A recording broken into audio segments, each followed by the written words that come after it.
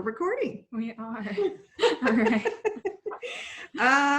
Welcome to episode 51 of Eat, Drink, Write, an Urban Fantasy Whiteboard. So today we're going to talk about words to cut from your writing.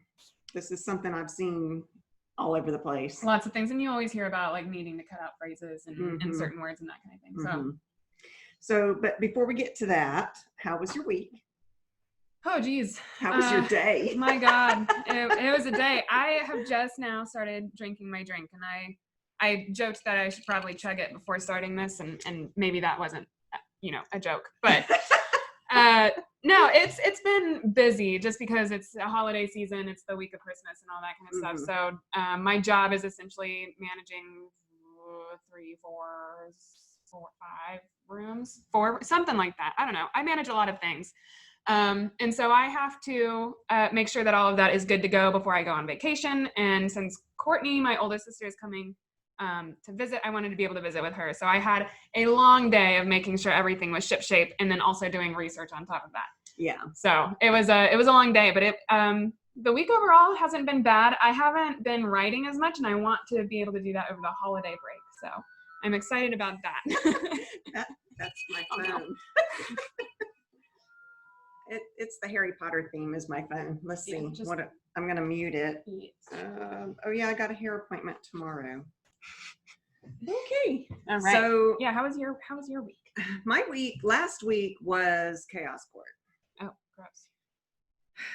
So I barely survived that. Mm-hmm. I'm drinking heavily now. Mm-hmm. Today was kind of fun, other than I smashed my finger. Well, that was yesterday. So because all of my children are coming home for Christmas, I'm very excited. But that means that I had to take my office / craft room and get it ready to have a place for people to sleep. So that took a lot of work. And while I was putting away all my craft stuff, which took 12 boxes, I think. Wow. Yeah.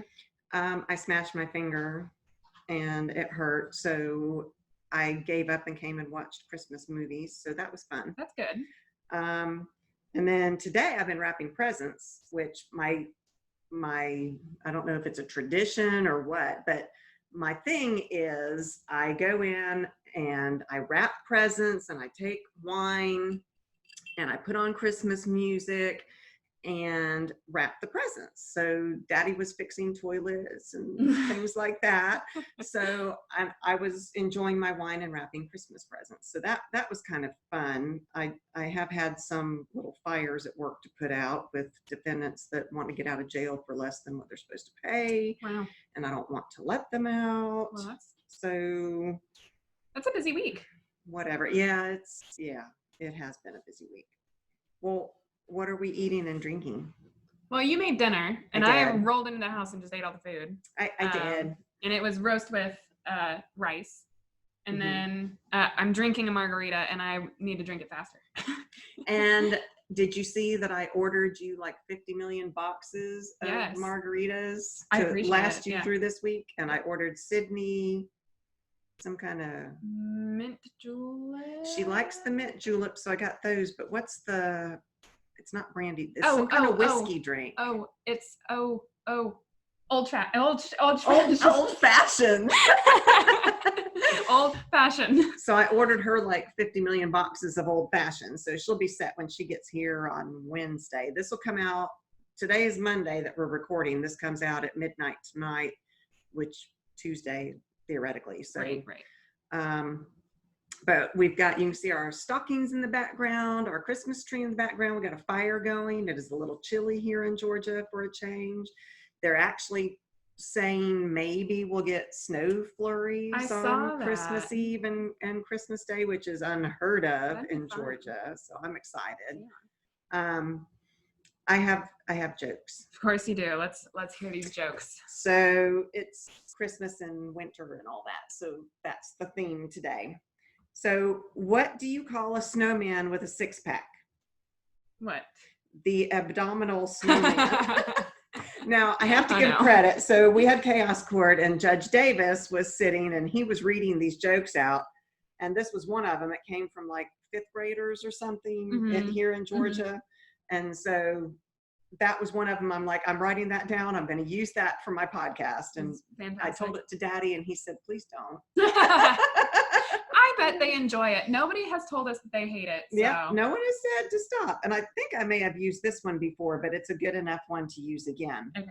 What do you get when you mix a vampire with a snowman? Oh, that's the frostbite one. It is. Yeah. I think I've used that one before, but that's funny. How much did Santa's sleigh cost? I don't know. Nothing. It was on the house. Oh my gosh. That one was horrible. It was good. Wow. Okay, so this week we're talking about words to cut from your writing. So words to cut. Yeah, because we hear about it all the time, I feel like, as writers, that we need to cut certain words and phrases from our writing in our editing phase. Yeah. Some of these words, oh, this is going to be fun because I have been drinking since 2 and it's 7:30 now, y'all. Some of these words have a time and a place, so you don't necessarily have to cut all of them, right? But you do need to be aware of them. That's the point of this podcast. This episode is to talk about what you need to be aware of. We're not saying, oh, you have to always cut these words. Right. Some of these are filler words and some are just redundant. Yeah. So this is what we're going to talk about. Yeah, absolutely. Which leads me into, why cut words at all? Why do we need to do that? So removing certain words can help speed up the pacing of both action and dialogue. And I like that point a lot because it's about the craft of your writing. Mm-hmm. And it brings in, you want your action to be fast paced and you want your dialogue to be engaging and interesting. I think that would be a good, we do our paragraph writing to work on different things. Pacing would be a good thing to work on. Yeah. Mm-hmm. I agree. We should do that. It can also help make your work more polished and professional. Yeah. Some words kind of sound juvenile when you use them. Yeah. They make your, when you use oh, I have to go and get that stuff. I mean, stuff is, you got to be more articulate than that. Right. Things, that's another word. The thing that went, which whatever. I do all the time. You do. But not in my writing. Right. So it kind of comes across as if you're not an experienced writer, and that is going to be a turnoff to any agent or even a reader who is going to be reading your work. So, right. Yeah. Yeah. No, that's a good point. Mm-hmm. More concise writing also helps the reader to better enjoy your story without clutter. Mm-hmm. So it's easier to understand for your reader if it's not, if it doesn't have a bunch of these extra words in it. Agreed. And it just feels cleaner, I feel like. I like that, clean. Yeah. Mm-hmm. Most of the time there are words and phrases that can be swapped for something else that will add clarity. And we'll go over a bunch of those for sure. Yeah, I think that's a great point. Rather than saying, oh, he went and got his keys, you can change that got word, which is not a great word, to an active verb. Right. I mean, this isn't a great example, but something like he grabbed his keys. I mean, okay, grabbed is even better, word, but it's better than got. Because it implies that, he grabs it, he swipes it. You can see that. Right. Yeah. Right. Yeah. It can also help you cut your word count. If you're over the word count for what your genre is for urban fantasy, I think it's 90,000 to 100,000 or so. If you're way over that, like 120,000, like I'm constantly doing. Well, I wasn't going to call you out. But it is what it is. But cutting unnecessary words can help bring you back within your genre limit. Yeah, this is a must for me. I go way over my word count. So learning how to go in and cut out these superfluous words. Superfluous? Yeah. All I could think of was supercalifragilisticexpialidocious, and that is also very superfluous. We're struggling. It's okay. Okay. But because when I tend to edit, I'm like, okay, I'm going to edit and I change these words and I'm condensing it and I end up with 5,000 more words that I started with. I do that too. I just rewrote Louie and Delaney, which I have talked about on this podcast before, And, my goal was to go in and make it more concise and take out the extra scenes that I didn't need and extra sentences and all that kind of stuff, which I did. Mm-hmm. But then by the end of the novel, I still had, I ended up with 1,000 more words than what I started with. And I completely rewrote the novel. And I know I took out scenes, I took out words, and I still ended up with more. So I'm horrible at that. Me too. So that is another way to, another reason to cut out these words is to try to get more concise. Right. Yeah. We as writers, we want to engage the reader without having them being pulled out. I think we've talked about this a lot of times before.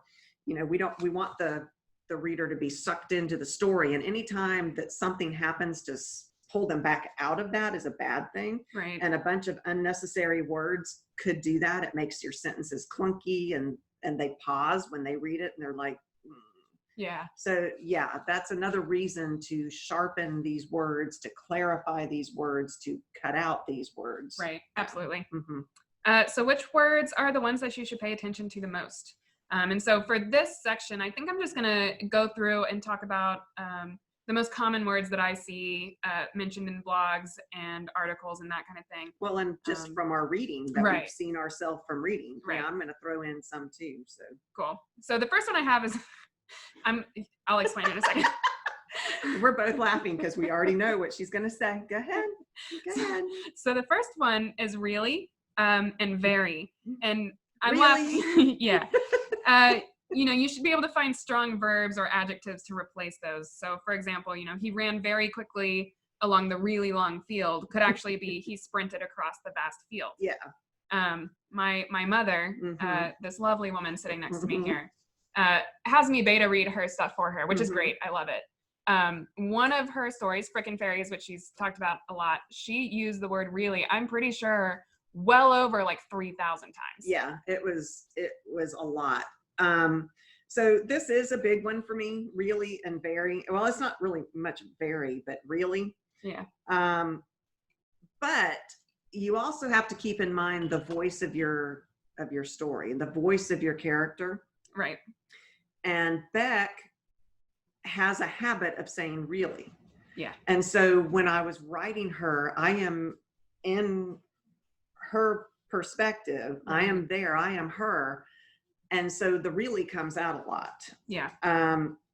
So we're not saying to not use it, right? Yeah, you don't cut the voice of your character because that's a huge thing. And that is one thing that I have been praised on with Frickin' Fairies is her voice. Mm-hmm. She really has a strong voice. But don't overdo it to the point where when you were beta reading it for the first time, you're like, oh my God. I think in the margins, I started highlighting it and just saying no. Yeah. And there were like 5 per page. Yeah. So it was a lot, but yeah, it drove her nuts. Just like a little bit. Yeah. I mean, and even when it is the voice of your character, don't overdo it, which is something I was obviously guilty of. So, keep in mind also that dialogue is different than what we're talking about. Absolutely. Sometimes people in dialogue say these things, and so it's okay to have them say it in dialogue. But when you're writing the rest of your book is what we're talking about. Dialogue is a different thing. Right. But voice from first person is kind of like dialogue. A little bit, yeah. Because you're trying to get across thoughts in the way that your character thinks and that kind of thing. So just be aware. Be aware of what it is. Yeah. We're not, all of our characters aren't going to be grammar aficionados. Mm-hmm, they're going to say improper, that's just how people talk, improper sentences and half sentences and partial sentences. So we're not talking about trying to change that, because that needs to happen for us to know your character. Right, which I think that topic goes more along the lines of like flow, like the flow of your novel, which we could talk about in another episode. Mm-hmm. I agree. That's a good idea. So the next word I have is that, and I have a huge problem with this one. I know I use unnecessary that's all the time. I haven't noticed. Really? Yeah. Huh. It doesn't stick out like my reallys did for you. Interesting. I definitely have gone back through my writing and I'm like, oh my gosh, please let me take this out. Mm-hmm. And I definitely did remove like at least 100 from Mac. Really? Yeah. So I know I have an issue with it. I'm really bad about that one. I've not because I'm sucked into your novel and I don't notice that. Well, that's good. Yeah. I notice it. Well, that's a good thing. That's what you're supposed to notice when you edit. Yeah. So if a sentence still makes sense after removing the word that, then just delete it. You don't need it. So like, for example, this is the most amazing blog post that I've ever read can actually be, this is the most amazing blog post I've ever read. So completely got rid of the word that, and it still sounds fine. So I think, go ahead and delete all those. That's so funny because I didn't even notice the word that. Right. Well, and that's the point, is that it's unnecessary. Yeah. And so that's taking out one of those words when you're 120,000 words into a 90,000 word novel. Everyone counts. Yeah. Every single one counts. Yeah. The next one is just. For the most part, you just, you don't need it. You just really don't. You just don't need it. Too many of them can make your dialogue repetitive and redundant, and also your prose. So if you use the word just too many times, my God, it's been a long day. She's got a lot to catch up with me too. It's been a very long day. It can make your dialogue and prose sound repetitive, is what I'm trying to get across there. Okay. That's a good point. Yeah. Okay. The next words are totally, completely, absolutely, literally. First of all, these are all adverbs. Most of the time, you don't really need adverbs. There are points in your writing where they are necessary. And sometimes they're absolutely brilliant. Absolutely. But they can be. I'm sorry. Really? Totally. I can't help it. Totally, man. Listen. But yeah, most of the time, totally, completely, absolutely, literally, these words, don't laugh at me. These words don't add information to a sentence. And that's the whole point of your word count, is every word wants to be important to your story. Right. So for example, the box was completely full of clothes reads the same as the box was full of clothes. Either way, the box is full. Yeah. So just go ahead and get rid of completely. Or even better, the box was stuffed with clothes. See, that's way better. That is the key. What I think is the point of this whole episode is we're not just removing words, we're replacing them with better words. So the box was stuffed with clothes is much more visually strong. Yes. That is so much better. Yeah. This is also another one that can lead to voice. Yeah. As you lose yours. Like teenage characters, the obs or totally, but then again, that's like dialogue a lot of times. But when it's first person, like we do in urban fantasy, right, she could be thinking in her head, totally, I mean, yeah, I mean, one of my words that I use all the time, which I'm sure I've used on this podcast a million times and just used a second ago, is absolutely. It's just like that word. I do. And it's because it's an agreement word. It's just one that is very much like, oh yes, I agree with exactly what you're saying. Yeah, so you're absolutely. affirming it. Yeah. Yeah. Strongly. It's also very good for my job when people are like, can you do this? And I say, absolutely. So, it's one that I use all the time, and it would definitely show up in my dialogue if I were a written character. So, the next few words are more adverbs actually. So definitely, certainly, probably, actually, basically, virtually. And it's, it's the same idea as the last example. They don't add information. Yeah, it goes back to that adverb issue. Yeah. I mean, there's a time and a place. Right. Some adverbs can be brilliant. And I love adverbs. Yeah. Stephen King hates them. I think he has a quote out there, something about, a writer dies by adverbs or something along those lines. I think if you overuse them, for sure, and if they are unnecessary, then for sure. I think where it's necessary is, think of, this is the example that always pops into my head is, she smiled happily. No one cares. If she's smiling, she's probably happy. Then if you say she smiled sadly, that tells you something more because she's smiling, but it's not a good smile. That's true. That's a good point. And so that's where an adverb would be useful, is where it tells you something that's not obvious. More than, right. I like that idea. That's good. You again, we don't want to clutter our sentences. We're trying to clean them up. Just, you know, this makes me think of, I don't know if it was a roommate of yours but she used the word literally all the time, and it drove you nuts because she said it's as big as an ocean, literally. And you're like, Oh, it's not literally I as think big as an ocean. I think that was a roommate. And it drove you nuts. It did. Well, but it doesn't anymore because it's become more slang than it is, like, because I think that's when it was first becoming slang. Mm-hmm. And so I was like, it's not literally. It's not. Yeah, literally means literal. Right. It's not as big as an ocean. And now it really has evolved into slang. It has like it has a different meaning. It's got its own tone to it. Right. You know, so again, it goes to voice, where you might have a character that is their voice, to think that way and to speak that way. Right. You know, so just be aware. Right. Right. Another one I thought of was of the, okay, so like she was the owner of the restaurant. Yeah. You could just say she owned the restaurant. Oh, that's super true. Mm-hmm. One of the bells fell down. Oh, a bell fell down. Yeah. Yeah. So be aware of the. That's great. Mm-hmm. Yeah, that's fantastic. I didn't even think of that one. Mm-hmm. That's a good one. I think so. I think one of my favorite things about writing is really the craft of it. Oh, I forgot to tell you all. I've got a new story going, to the point where I've actually picked out her picture. I've got her name is Harper.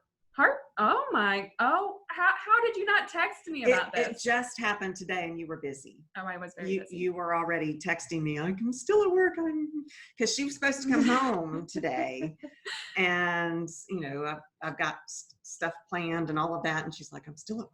I'm still at work. So I wasn't gonna bother you with writing stuff. Yeah, but I have a book that is.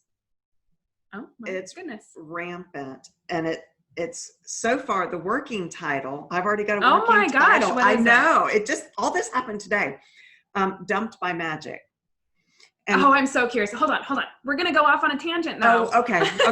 Okay. I'll tell you all about it later. Where were we? Of the. Okay. I think that was all I had to say. Okay. Oh, I'm so excited to hear about your story. I am so excited to write. I cannot wait. I've got her. She's in my head. Fantastic. I can see her. So good. I know. That is so good. All right. So these are ones that I've heard about in language arts class. Most definitely language arts class. The to be verbs. So like am, is, was. I have a horrible time with this, honestly. Yeah. No, I do too. I think a lot of people do. It's very easy to fall into those because, you know, we think in terms of to be. I am. I was. You know, that kind of thing. So it's very easy to fall in the trap of using those words. And these can often be replaced with stronger words, though. They have a tendency to lead towards passive voice, which is not always a bad thing. Which I have a problem with too. Right. It's not always a bad thing. Sometimes passive voice is what's needed in the story. Sometimes you just can't get around it. Right. But most of the time, it's better to use active voice. You know, your character is actively walking. So she walked instead of she was walking.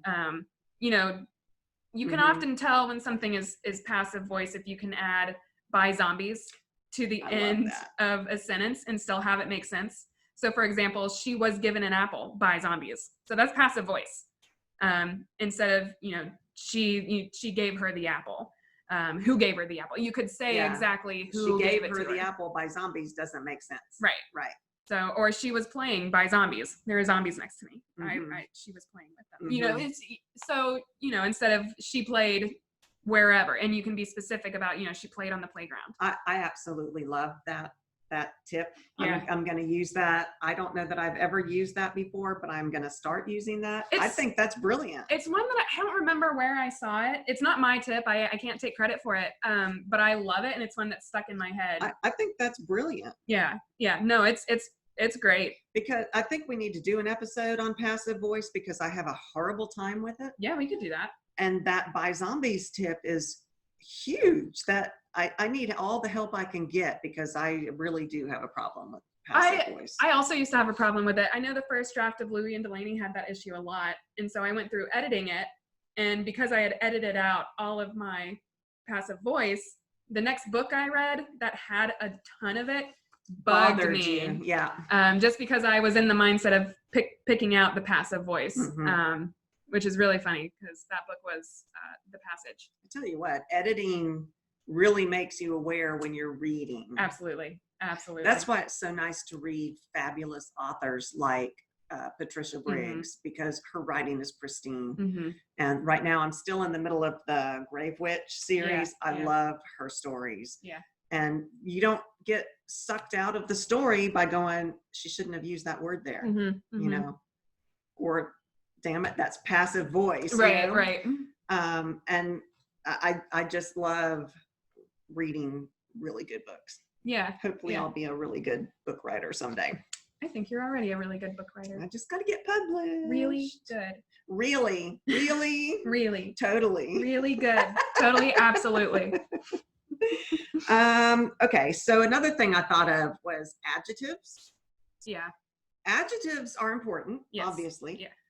But you got to be careful and not have too many in a row. Sometimes you can take a list of adjectives and combine them into a better word. Yeah. It's all about word choice. Right, right. Let's see if I've got an example. Oh, yeah, the large spotted dog, the Dalmatian. Right. So, you know, think about this list of adjectives that you're using to describe whatever you're describing, and is there a better way to describe it to cut out those extra words and make it flow faster? Right. No, that's a good point. Because I know definitely. I know. Listen, dialogue doesn't count. You're right. Well, it still kind of counts. Okay. Let me. What's me your live. point? Let me live. I don't remember anymore. No, I really don't. I'm gonna move on. Okay, move on. So the next words that I have are slightly, almost, and seemed. And seemed is one of my pet peeves personally. I hate seeing it in books. It just feels, you know, like you could say instead of seemed, lazy. Right, right. It seemed this way. Well, was it this way or not? Right. And I think, again, like we said before, all of these words have a place. There are places where you can say, oh, it seems that way. Yeah, especially if you later come out and say, okay, she thought it was this, but it turns out not to. So it seemed that way. And then we find out later, oh, she was just wrong. Kidding. Yeah, just JK. You know, because if you say something is almost or something seems, then you're telling your audience that there's a chance that it's not whatever you're trying to get across. Which could be important. It could be a clue. Especially with first person. Right. And I think that comes to play a lot in urban fantasy. You know, your narrator is unreliable. She or he is going to, you know, have their own thoughts about things, and they're not necessarily going to be correct. So they might be like, that seems weird. So, you know, you can use the word seems. I'm not saying don't use it, but just be aware. Right. Yeah, it can work in some instances, but if you want to get across that your character is a certain trait, then don't use words like seem or almost. Yeah. You know what also reminds me, what that also reminds me of? Yes. Wow. Yes. Rather, kind of, sort of, all of those kind of fit in that category too. Yeah. Which there is a place for all of those things. It is, but I can also see where, you know, if you're trying to describe something, it's like, well, that was sort of tall, you know, like, and don't do that. You could be like, it was tall. And unless you need, like, it's a witness to a crime, and you're trying to get across that it's an iffy, you know, and it's going to come into play later that he wasn't really tall. Right. He was sort of tall in her subjective mind. Right.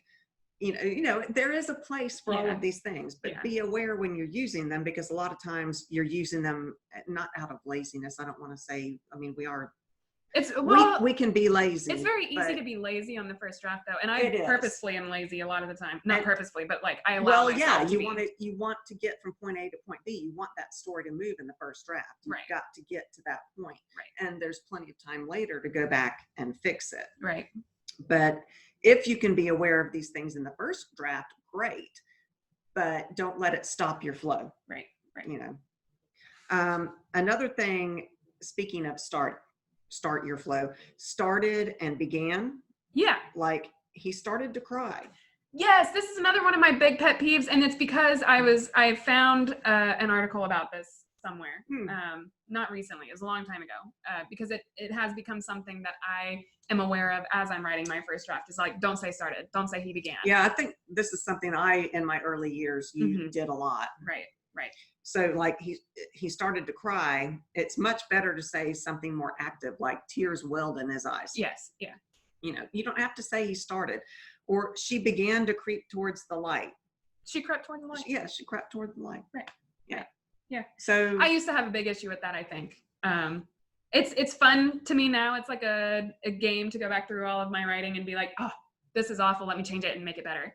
So I love doing that. Yeah, not so much. I'm still working on editing my very first novel, and it's painful. I think that's why I love rewriting, because I'm like, oh, I can say this so much better. Yes, I know how to make this and better. it is cathartic, I guess is the word. It's like therapeutic. But it's therapeutic is a good word. Yeah. But it's also painful. Yeah. It's painful to read and go, oh my God. I love it. Because I do love my words, and sometimes but you can make them so much cleaner. I know, and then you change it and it's great. I know. And I need to do all this other stuff, and yet Harper is in my head. Listen to Harper, that's great. I know. I need to move towards that. Another thing that you should be aware of is dialogue tags, and I think we'll do another episode on that at some point too, because I've read a lot of comments on Twitter and people asking questions. We should, yeah. But you know, it's something to watch. You don't have to say he said, he said, he said, he said. That's 2 words that you cut out of there just by changing.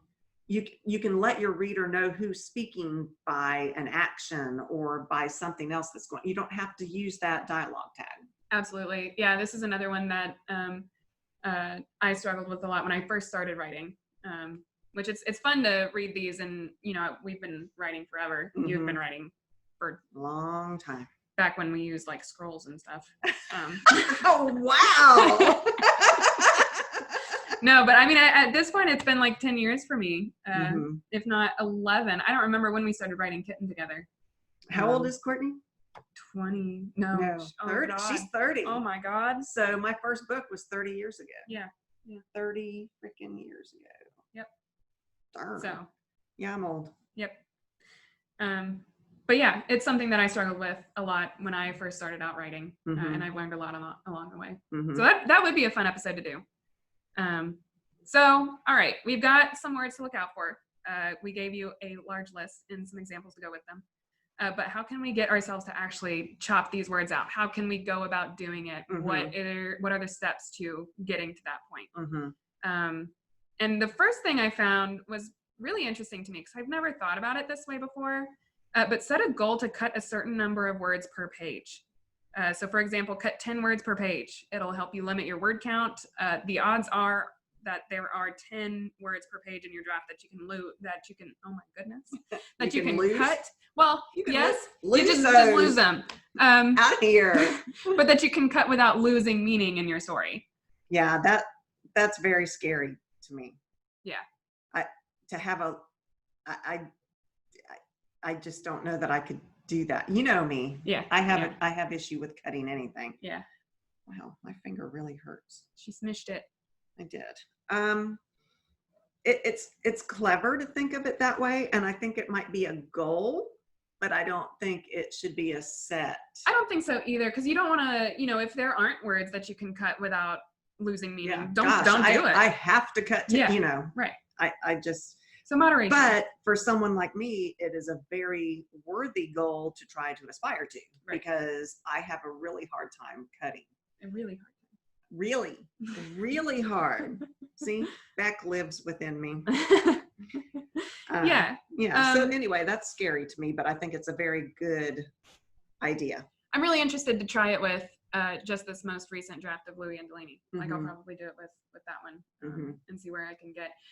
One thing that I'm worried about with mine is that I do lose voice when I go through editing, because I'm so picky about, I can't use this word. I can't use this word. Yeah, don't do that. Right. Voice is more important than that. That's why I still probably have, you said there were 3,000 reallys, I probably still have 2,500 because that is Beck. Right. She thinks that way. She is that way. She's that, and that's part of what's funny about her. Mm-hmm. So keep what's necessary to keep the voice of your story and your character. Don't, these aren't rigid rules. Right. Absolutely. I feel like nothing we say is a rigid rule. I agree. It's just something to think about. We're just trying to help you all like we help ourselves. Yeah. I mean, it helps us to do this. Yeah. Check your writing for tangents, which I think is hilarious because we have a habit of going off on tangents on this podcast. Yeah. So, you know, make sure all the words that you're using are for a purpose. Mhm. If a word doesn't add to character, plot, setting, anything like that, cut it. If you don't need it, don't use it. And don't go off on tangents. Mhm. I can't tell you how many, I cut a whole storyline that I had in Louis and Delaney first book out of this rewrite that I did. See, that's an important thing. The subplot that you think might be important might not be. Mm-hmm. You may have to cut that entire subplot out Mm-hmm.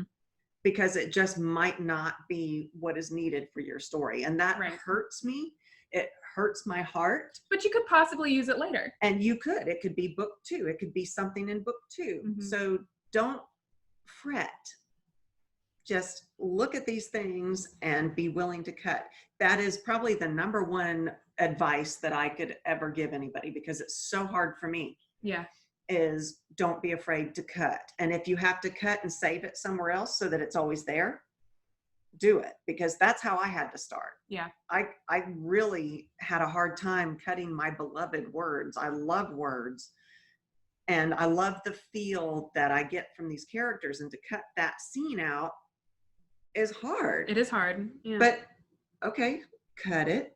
Save it save somewhere. it. Mm-hmm. It's still there. You can always come back to it. But I promise you, you'll work better that way. Yeah. And you probably never will go back to it. But it's there if you need it. Yeah. Watch for repetition. So I'm pretty guilty of repeating words. I know I am. Especially when I'm writing a lot in a short amount of time, because I'll get into these writing binges where something just, this word just feels right. Yeah, no, Yeah. absolutely. Words get stuck in my head, so I use them a lot Mhm. when I'm writing. I go through and remove those or Mhm. replace them with something that's I think better. you were going to bring this up later, but this is a good time to bring it up. Use your search tool or whatever your editing tool is. This is how I found the 3,000 reallys in freaking That fairies. is excessive. There weren't 3,000, but I think it was there were a lot. at least like 5 per page. It was There intense. were a lot, and that is her voice. But you don't want to get to the point where my reader, which my beta reader was like, "This is making me want to vomit." I didn't say that. I doubt I ever said that. You didn't say it. I just know you thought it. But think about it. So, but use that search tool, type it in your little edit thing. I use WordPerfect because I'm old, but I think Word has that as well. You can type in a word and search it, and actually in Grammarly, I think it'll tell you how many times that word appears in your. Does Word do that too? Word will do that, but a lot of the time it'll say, "Hey, there are too many to count," but it will tell you how many. Well, it'll tell you there are too many to show. Because if you go into Word and you do the find function, then it will show you all of the instances that you use it. And then a lot of the time it's like, oh, this has been used too many times to show, but there are X number of instances. I mean, so do use that tool, and when you get to each one, determine whether, okay, this really needs to stay here, or it doesn't. Is it superfluous? Oh my God. Superfluous. That's it. Why am I having such trouble tonight? Well, you did say that you started drinking it too. So. And it's 8 o'clock It now, sure is. just so you all know. Yeah. Okay, move on.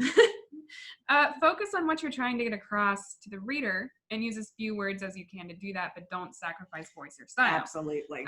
Which we've been saying for the whole episode. The whole episode. Yeah, I mean, that is huge. Voice is huge. Yeah. Also, this is a tip that I give a lot on this podcast, but let your manuscript sit for a minute between editing sessions. Looking at it with fresh eyes is going to help you catch those extra words, the repetitive words, that kind of thing. Yeah, you want your reader you know, your beta reader will help you with this, Right.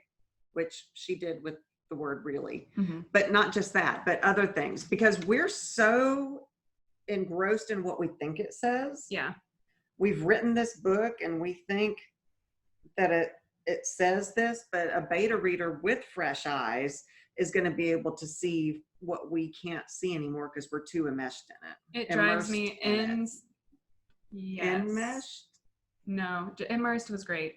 Immersed is a good word. We'll go with that one. It drives me insane, the number of typos and stuff that I still find, despite the number of times that I've read my dumb book, you know, because I've read that thing at least 100 times, and then there are still typos in it, and I'm like, oh, and it's because I read that? Yeah. It's because I'm reading it as I thought that I typed it. Yes. Yes.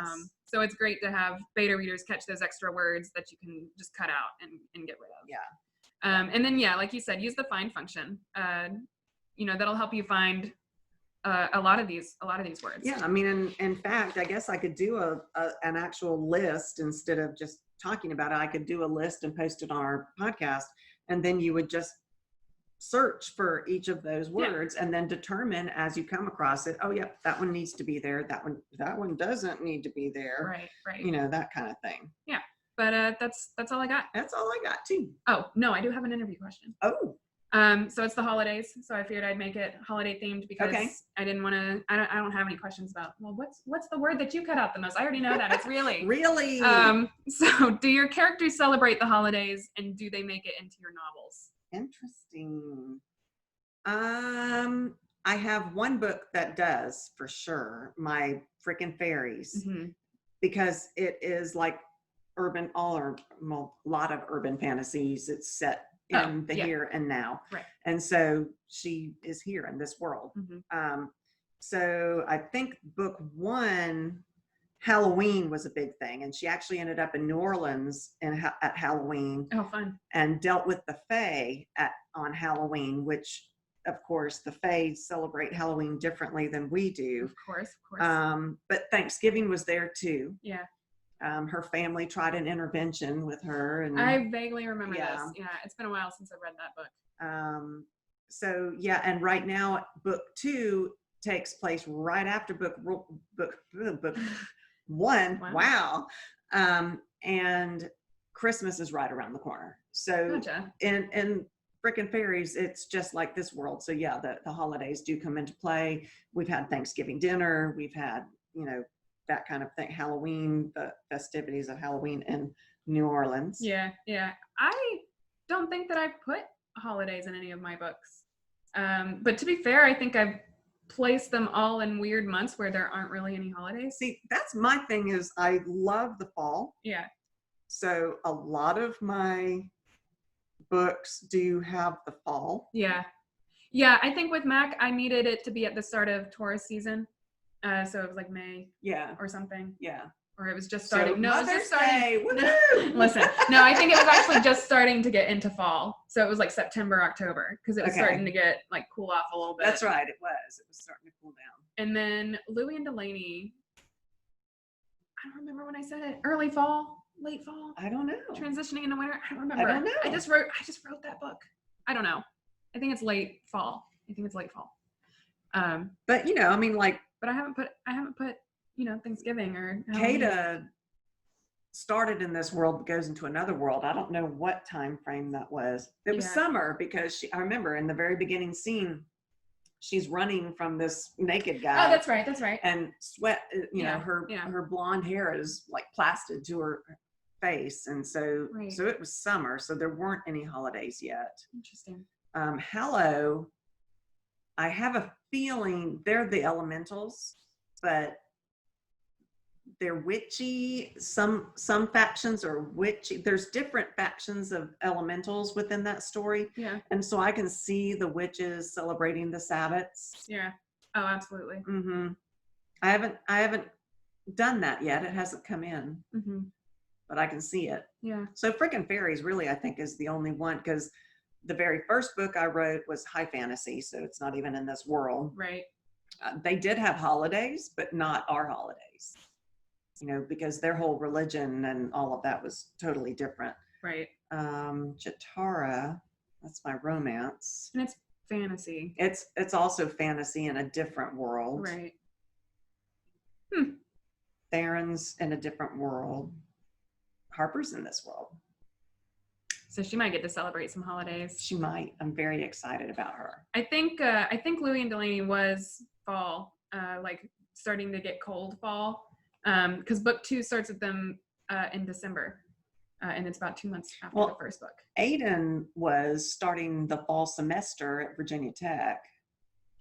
That's not a thing anymore. She's not doing. Oh, she's not doing that anymore.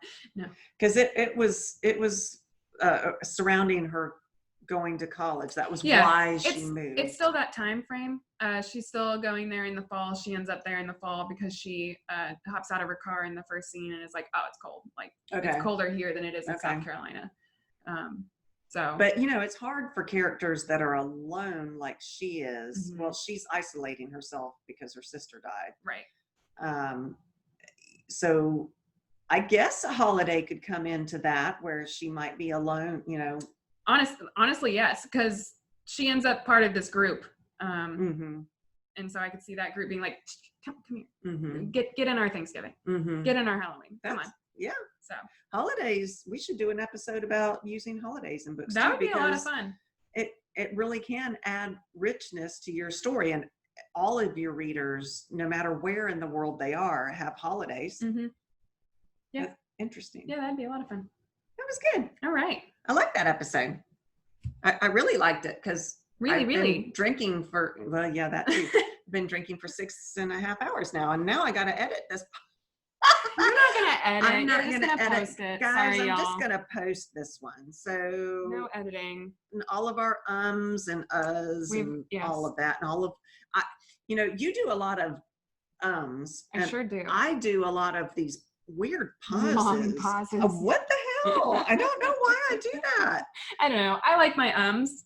They're fine. They're filler. And these pauses, it's just my brain trying to catch up with my mouth. I don't know. Thank you guys for listening. Definitely. And Merry Christmas if that's your holiday of choice. Happy holidays. Happy holidays. In general. I hope you get to see family, and if you don't, I hope you get to start new traditions either on your own or with friends or family or whatever. Take some time to appreciate yourself. This has been a hard year. Yeah. At the end of this year, let's reflect on how important other people are, because we've been quarantined, which I think brought all of us to a realization that even introverts like you need people. Absolutely. Yes. So, but appreciate yourself, take care of yourself. Have a wonderful holiday season. If you want to get in touch with us. Come visit our website at eatdrinkwritepodcast.com. We have all of our social media there. We're on Facebook, Twitter, Pinterest, all that good stuff, Instagram. And so reach out on any of those platforms. We're happy to interact. We would love to talk to you guys. Yeah, give us ideas to talk about. I mean, a lot of my ideas come from Twitter. A lot of people say, hey, what about this? And I'm like, oh, I've got our next topic. Yeah. So let us know. We've got lots of things to talk about. We love to talk. We love to drink. So, I'm glad you've all spent it with us. We love all of you. Thank you, Jen. Yes, thank you, Jen. Our Patreon. Thank you. Our one patron. Yay. Patron. Woo. Wow. On Patreon. Yes, on Patreon. We got a Patreon. Come visit us there. Come visit us there too. We would appreciate it. No, it's a lot of fun. Thanks, guys. All right. Happy holidays, everybody. We'll see you next time.